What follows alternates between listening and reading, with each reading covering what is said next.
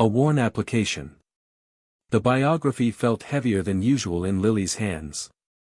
Eliza Ainsworth, a life dedicated to remembrance. The cover, worn smooth by countless readings, showed her great-grandmother standing proudly in front of the very museum Lily hoped to work at. Eliza's eyes, captured in sepia tones, seemed to bore into her, a silent encouragement mixed with a touch of judgment. Lily traced the embossed title with a trembling finger. Eliza had been a force of nature, a local historian who had single-handedly saved countless artifacts from being lost to time. Could Lily ever live up to that legacy? She closed the book, the quiet thud echoing in her small apartment. Time for a practice run. Lily stood before the cracked mirror in her bedroom, the worn application clutched in her sweaty palm. "Good morning," she began, her voice a strained squeak. "My name is Lily Ainsworth, and I'm very enthusiastic about history." She cringed. Enthusiastic? Was that the best she could do? "Why are you interested in working at the Oakhaven Historical Museum?" she asked herself, adopting a stern tone. Lily froze. Her mind, usually a wellspring of historical facts and anecdotes, went blank. She stammered, because history is important." She groaned and threw the application onto her bed. This was hopeless.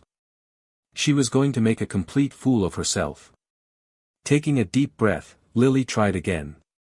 This time, she focused on Eliza. On her dedication, her passion, her unwavering belief in the power of the past. "I believe the Oakhaven Historical Museum plays a vital role in preserving our community's identity," she recited, her voice gaining strength. "I want to contribute to that mission by making history accessible and engaging for everyone." Better.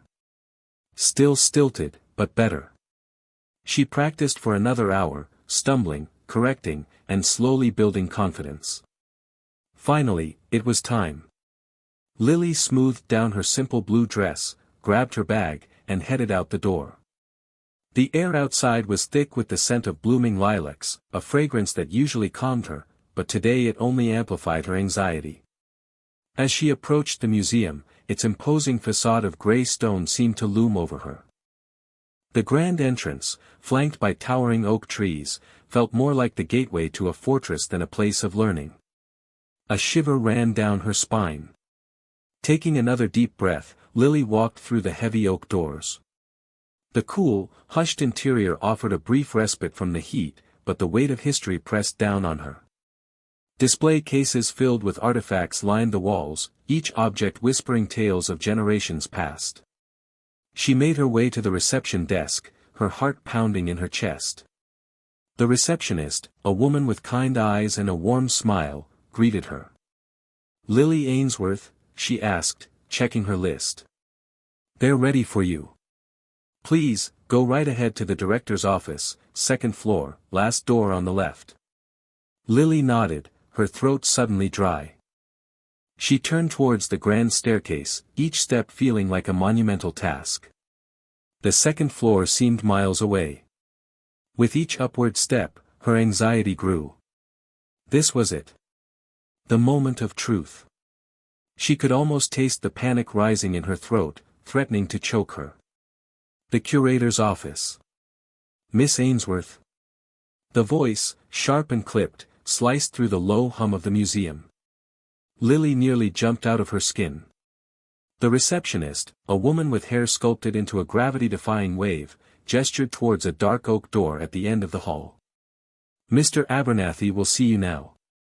Lily's palms were slick with a nervous sweat that no amount of surreptitious wiping on her skirt seemed to alleviate. She took a deep breath, the scent of old paper and beeswax clinging to the air, and walked towards the door. Each step felt like wading through molasses. The door, heavy and imposing, swung inward with a silent grace she hadn't anticipated. The room beyond was a cavern of history. Sunlight, filtered through stained glass windows depicting scenes from the town's founding, cast jeweled patterns across the floor. Bookshelves, crammed with leather-bound volumes that looked older than the town itself, lined the walls. A grandfather clock, its pendulum swinging with a hypnotic rhythm, stood sentinel in one corner. Display cases housed artifacts Lily could only dream of touching, a tarnished silver locket, a faded silk banner, a collection of ancient arrowheads. The air hung thick with the scent of dust and forgotten stories. Behind a massive mahogany desk, dwarfed by the sheer volume of the room, sat Mr. Abernathy. His face, etched with the lines of a life spent poring over documents and artifacts, was as severe as the portraits of grim-faced ancestors that adorned the walls. He wore a tweed suit that looked as though it had been tailored for someone else, and a pair of spectacles perched precariously on his nose. He rose as she approached, his movements stiff and deliberate. "Miss Ainsworth," he said, his voice a low rumble. He extended a hand. His grip was surprisingly firm, his palm dry and cool. "Theodore Abernathy. Thank you for coming." The simple act of shaking his hand seemed to drain the remaining color from Lily's face. She managed a weak smile and a breathless, "It's a pleasure, Mr. Abernathy." He gestured towards a chair opposite his desk. "Please, have a seat." The chair creaked ominously as she settled into it, the sound amplified in the otherwise silent room. Mr. Abernathy returned to his seat, his gaze unwavering. It felt like being pinned under a microscope. "I've reviewed your application, Miss Ainsworth," he began, his voice devoid of warmth. "Your qualifications are adequate. Frozen solid." "So, Miss Ainsworth," Mr. Abernathy began, his voice a low rumble that seemed to vibrate through the very timbers of the room. The air hung thick with the scent of old leather and dust motes danced in the weak sunlight filtering through the leaded glass windows. He steepled his fingers, his gaze unwavering, fixed somewhere just above Lily's head. "Your resume is impressive, on paper. But paper is easily embellished, wouldn't you agree?" Lily swallowed, her throat suddenly drier than parchment. She'd rehearsed this moment 100 times in her mind, picturing herself articulate and confident, a veritable fountain of historical knowledge. But now, faced with the man himself, the curator of the esteemed Blackwood Historical Society, her mind was a blank slate. I certainly try to be accurate in my representations, sir," she stammered, the words catching in her throat like burrs. Mr. Abernathy's eyebrows, thick and grey like tangled wool, rose a fraction. "Accurate. A commendable goal. Tell me, Miss Ainsworth, what specific qualifications do you possess that make you a suitable candidate for this position?" The question hung in the air, a heavy weight pressing down on her. Lily could feel the blood pounding in her ears. She knew the answer, of course she did. Years of study, countless hours spent poring over dusty tomes, the sheer burning passion she held for the subject, it was all there, somewhere, locked away behind a wall of sheer, paralyzing panic. "Well, I graduated with honors from university," she managed, the phrase sounding hollow and inadequate even to her own ears. "Indeed," Mr. Abernathy said, his tone devoid of inflection. "Many do. And your thesis? On the social impact of the Crimean War, was it? Rather ambitious." "Ambitious?" It was insightful, groundbreaking even. At least, that's what her professor had said. But now, under Mr. Abernathy's scrutiny, it felt flimsy, amateurish. I explored the impact on, social structures." She trailed off, the thought dissolving into a jumble of half-formed ideas. He shifted in his chair, the leather creaking softly. "Social structures. A broad topic. Perhaps you could be more specific. What particular aspect of social structures did you find most compelling?" Lily's mind was a whirlwind of dates, names, and battles, none of which seemed to connect to the question at hand.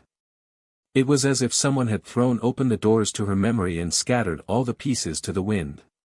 She opened her mouth to speak, but no sound came out. Her carefully prepared answers had vanished, replaced by a deafening silence. A wave of nausea washed over her. She could feel her cheeks flushing, her hands clammy. This was it. Her dream, the one she had nurtured for so long, was slipping through her fingers like sand. She was freezing, not from the chill of the room, but from the icy grip of fear. Mr. Abernathy cleared his throat. "Miss Ainsworth? Are you quite all right?" Eleanor's name. "So, Miss Ainsworth," Mr. Abernathy steepled his fingers, sunlight catching the gleam of his silvered hair. "Your resume suggests a certain knowledge of our local past. Perhaps you could elaborate?" "Elaborate?" Lily's swallow felt like sandpaper against her parched throat. "Elaborate on how she'd force-fed herself a Wikipedia page on Oakhaven's origins that very morning? Air her fear that she was laughably inadequate for this position at the Oakhaven Historical Society.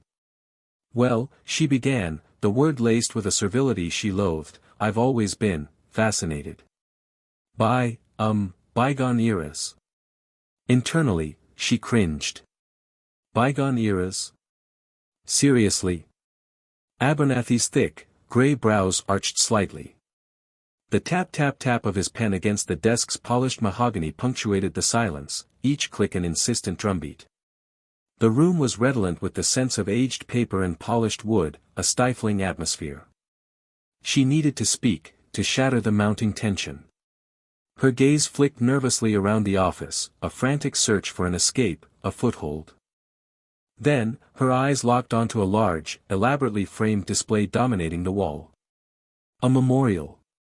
A mosaic of images and yellow documents centered around a commemorative plaque. Etched in gold were the names of Oakhaven's luminaries, its founders, its patrons. A jolt ran through her.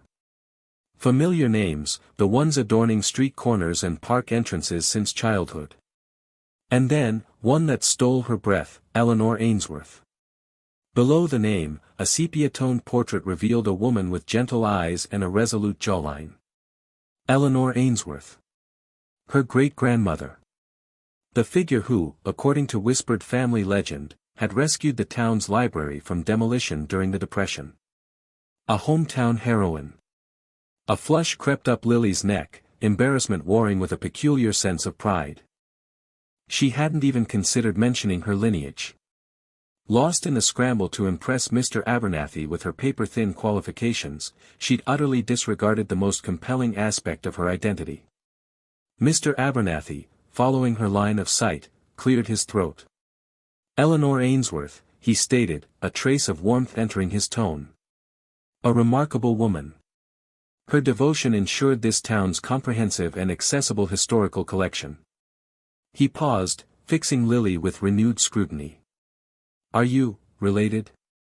The tapping had ceased. The space, formerly a pressure cooker, now vibrated with a different kind of electricity. Lily straightened, the anxiety that had constricted her chest loosening, replaced by a burgeoning conviction. "Yes," she affirmed, her voice carrying more weight. "She was my great-grandmother." Echoes of the past. A faint floral scent, like dried lavender, clung to the air in the archives. Lily coughed, the dust tickling her throat. Mr. Abernathy hadn't said a word since leading her in, his silence a heavy cloak around her shoulders. Sunlight sliced through the high, grimy windows, illuminating swirling motes of dust that danced in the stagnant air. Rows upon rows of towering shelves groaned under the weight of forgotten documents, bound ledgers, and yellowed photographs. Lily tried to focus, to appear engaged. Her grandmother's stories echoed in her mind, Eleanor, a force of nature, arguing with the town council, organizing fundraisers, planting the very oak tree that now shaded the town square. A woman who, according to Gran, never took no for an answer. Lily had always pictured her great-grandmother as a mythical figure, a Joan of Arc in sensible shoes. Now, standing in this repository of the town's history, she felt a flicker of something akin to pride, a sense of connection to this place, to Eleanor's legacy. She ran a gloved finger along the spine of a leather-bound volume titled, Town Records, 1910 to 1920. A shiver traced its way down her spine. Eleanor had been in her prime then. What had she been fighting for? "Interesting choice, Ms. Ainsworth," Mr. Abernathy said, his voice startling her. He hadn't moved from his position near the entrance. That decade saw significant shifts in the town's infrastructure, largely due to the efforts of. He paused, his gaze fixed on her. Perhaps you know. Lily swallowed, her mouth suddenly dry. My grandmother told me stories about my great-grandmother, Eleanor. She said she was very involved in the town. She hated how feeble her voice sounded, how inadequate. Mr. Abernathy's expression softened, a subtle change, but Lily noticed it. Involved is an understatement. Eleanor Ainsworth was instrumental in securing funding for the new schoolhouse, the very one you attended, I presume. She also spearheaded the campaign to pave Main Street, arguing that it would improve commerce and reduce the dust that plagued the town in the summer months. He walked towards her, his footsteps muffled by the thick carpet. She was a visionary, Miss Ainsworth. A woman ahead of her time. He stopped beside her, his gaze now directed at the book. Without her tenacity, this town would be a very different place. He reached out, his hand hovering over the volume. Eleanor understood the importance of preserving our history. She believed that understanding the past was crucial to shaping the future. Something, I confess, I find lacking in many of today's youth. He glanced at Lily, a hint of challenge in his eyes. Tell me, Miss Ainsworth, what does the past mean to you? Finding her voice. Lily's palms were slick. The silence in Mr. Abernathy's office felt heavier than the bound volumes lining the walls. Eleanor Ainsworth, she repeated, the name feeling foreign even as it tumbled from her lips. It was just a name on a wall, right? Mr. Abernathy steepled his fingers, his gaze piercing. The Ainsworth family has deep roots in Oakhaven. Eleanor, in particular, was quite the woman. Lily swallowed. I didn't know her well. She passed when I was young. The words felt inadequate, a flimsy shield against his scrutiny. He raised an eyebrow. But surely you've heard stories. Desperate, Lily grasped at the frayed edges of her memory. She volunteered at the library. A lot. I remember my mother saying she practically lived there. A faint image flickered, Eleanor, a silver-haired silhouette bathed in the warm glow of a reading lamp. Mr. Abernathy leaned forward, a flicker of something akin to interest in his eyes. Indeed. She spearheaded the campaign to expand the children's section. Insisted on a dedicated space for local history. Said the young people needed to know where they came from. He paused, as if waiting for Lily to fill the silence. My mother said, that she was very persuasive, Lily offered, remembering a hushed anecdote about Eleanor convincing the mayor to donate funds by threatening to chain herself to the library doors. A nervous giggle escaped her lips. A ghost of a smile played on Mr. Abernathy's lips. Persuasive is one word for it. Tenacious is another. Eleanor was a force. Spurred by his unexpected reaction, Lily ventured further. She was also involved in the suffragette movement. I think I saw some old photos. Women marching, holding signs, she trailed off, unsure if she was even remembering correctly or simply fabricating details to impress him. But Mr. Abernathy was nodding, his gaze softening. Ah, yes. The Oakhaven chapter. Eleanor was instrumental in organizing rallies, distributing pamphlets, she even spent a night in the county jail for protesting. He chuckled, a low rumble that seemed to vibrate through the room. A woman of conviction. Lily's heart fluttered, a fragile butterfly taking flight. The weight of her anxiety seemed to lessen, replaced by a burgeoning sense of connection. Not just to Eleanor, but to Oakhaven, to its history, to something larger than herself. She wasn't just Lily Ainsworth, applicant, she was Lily Ainsworth, Eleanor's descendant. I think she would have liked this place, Lily said, gesturing vaguely at the room, at the historical society, at the legacy Eleanor had unknowingly bequeathed her. Preserving stories. Making sure people remember. Mr. Abernathy studied her, his expression unreadable for a moment. Then, he nodded, a slow, deliberate movement that seemed to carry the weight of generations. "I believe you're right, Miss Ainsworth. I believe you're right." A new perspective. The air in the office, thick with the scent of old paper and unspoken judgment, shifted as the door creaked open. Mr. Abernathy, mid-sentence about the proper archival techniques for 19th-century parish records, stopped abruptly, his eyebrows arching. A woman with kind eyes and a warm smile entered, a stark contrast to the room's austere atmosphere. "Forgive me for interrupting, Theodore," she said, her voice a gentle melody compared to his baritone. "I couldn't help but notice the, spirited discussion." Mr. Abernathy cleared his throat, a flush rising on his cheeks. "Ms. Davies, this is Ms. Ainsworth. She's applying for the archivist position." He gestured stiffly towards Lily. Ms. Davies extended a hand, her smile widening. "Please, call me Clara." "Lily, is it? What a pleasure. I'm so glad Theodore found someone to engage with. He can get rather passionate about local history." She winked, a conspiratorial gesture that eased some of the tension clinging to Lily's shoulders. Clara settled into an armchair, her attention immediately drawn to the memorial wall behind Lily. Eleanor Ainsworth, such a fascinating woman. She left an indelible mark on Oakhaven. Her gaze met Lily's. "Tell me, Lily, what do you know of her impact on the community?"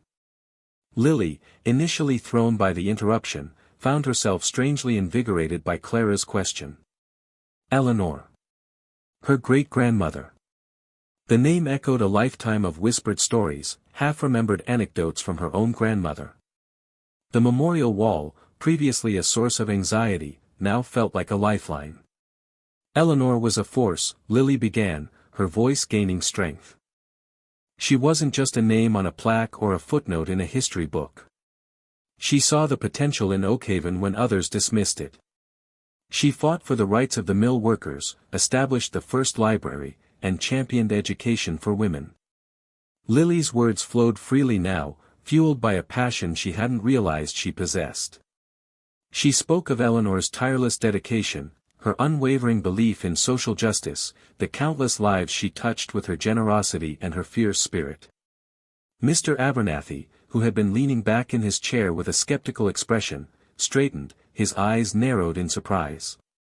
He hadn't expected such fluency, such fire. Clara, on the other hand, was beaming. "That's wonderful, Lily. It's clear you've done your research. But beyond the factual accounts, what do you feel was her lasting contribution? What echoes of Eleanor Ainsworth can still be felt in Oakhaven today?"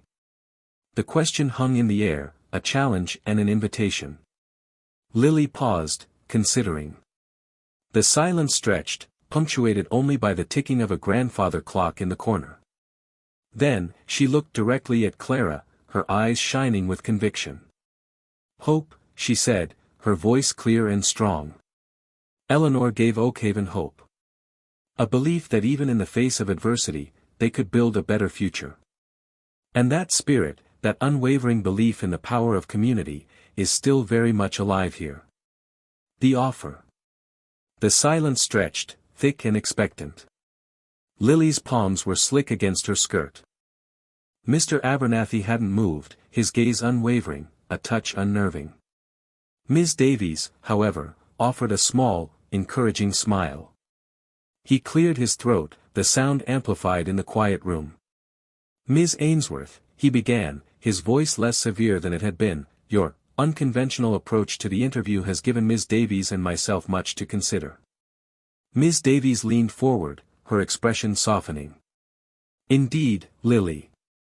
While your initial hesitation was understandable, your passion, once ignited, was quite remarkable. You clearly possess a deep connection to the history of Oakhaven, a connection we haven't seen in other candidates." She exchanged a quick, knowing glance with Mr. Abernathy.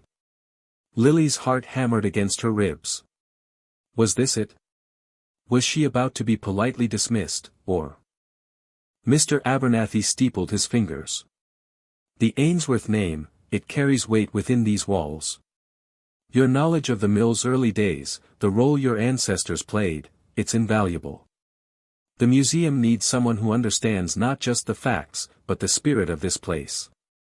Lily swallowed, her throat suddenly dry. She focused on a chipped teacup on Mr. Abernathy's desk, trying to keep her composure. We were looking for someone to assist with the upcoming exhibit on Oakhaven's founding families, Ms. Davies continued, her voice warm. Someone who can bring those stories to life, connect with visitors on a personal level. Mr. Abernathy finally broke his gaze, looking down at a file on his desk. Ms. Ainsworth, he said, his voice regaining some of its former formality, we are prepared to offer you the position of research assistant and historical interpreter, contingent upon a satisfactory background check, of course.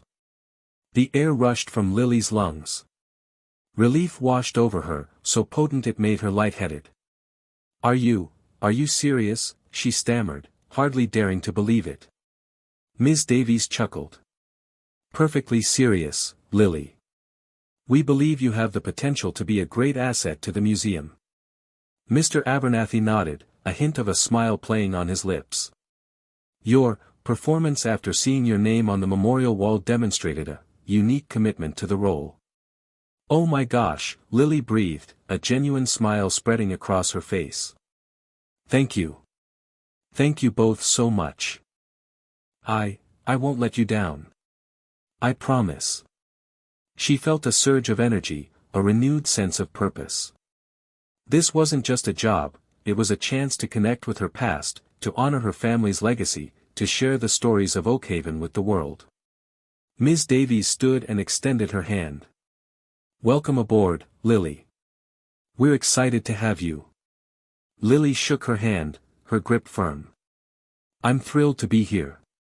Mr. Abernathy remained seated, but his gaze, while still serious, held a spark of something akin to approval. "We expect great things, Ms. Ainsworth. The history of Oakhaven is in your hands, in a way. Honoring the legacy." "Yes," Lily responded, the affirmation echoing slightly in the still office. "I accept." Mr. Abernathy's heavy brows climbed a fraction. He'd anticipated hesitation, not such immediate assent. Ms. Davies' face blossomed into a smile, etching deeper lines around her benevolent eyes. "Splendid, Lily. We're absolutely delighted." Relief, a potent, almost dizzying wave, surged through Lily, banishing her lingering apprehension. This wasn't just employment, it was an opportunity, a chance to immerse herself in the narratives that had always hummed beneath the surface of her life, to safeguard and disseminate them. "I promise," she declared, her voice gaining resonance, "to devote myself to preserving Oakhaven's heritage. To ensure the tales held within these walls, and woven into the very fabric of the town, endure." Mr. Abernathy tented his fingers, his gaze piercing. "Preservation demands more than mere fondness, Ms. Ainsworth. It necessitates rigor, precision, and fidelity to the record." "I understand, sir. And I'm eager to learn." Lily met his scrutiny head-on. While she lacked his exhaustive knowledge, she possessed something perhaps more vital, a profound, intrinsic connection to Oakhaven, an ardent desire to unearth its truths. Ms. Davies chuckled, a warm, comforting sound. "Theodore, do give the girl a chance to prove herself. I believe she possesses the passion we need." With a curt nod, Mr. Abernathy conceded. "Very well. Your official commencement will be next Monday. We expect punctuality and preparedness." As Ms. Davies guided Lily toward the exit, she gave her arm a reassuring squeeze. "Don't be intimidated by Theodore. He's a curmudgeon, but beneath that gruff exterior lies a dedicated heart. He simply cares deeply about this museum." Stepping outside, Lily was greeted by the afternoon sun bathing the town square in a luminous, honeyed glow. The air, fragrant with pine and the subtle perfume of moist earth, evoked a comforting wave of nostalgia. She paused, her gaze drawn to the memorial wall. Her great-grandmother's name, Elara Ainsworth, gleamed against the polished granite. A woman known only through time-worn photographs and recounted anecdotes. A woman who had dedicated herself entirely to Oakhaven, its people, its chronicle. Now, Lily would walk the path she had forged. The weight of that heritage settled upon her, not as a burden, but as a source of invigoration. She pictured Alara, young and full of life, treading these very streets, unearthing Oakhaven's forgotten narratives. What would she make of Lily, picking up where she left off? Would she approve? Anticipation quickened her pulse. This wasn't simply about honoring a forebear, it was about carving out her own space within the rich embroidery of Oakhaven's existence. It was about breathing vitality back into venerable relics, about making the past resonate with the present, about ensuring future generations grasped the sacrifices and triumphs that had sculpted their community. Drawing a deep breath, Lily filled her lungs with the scent of pine. Next Monday felt eons away. The work ahead beckoned.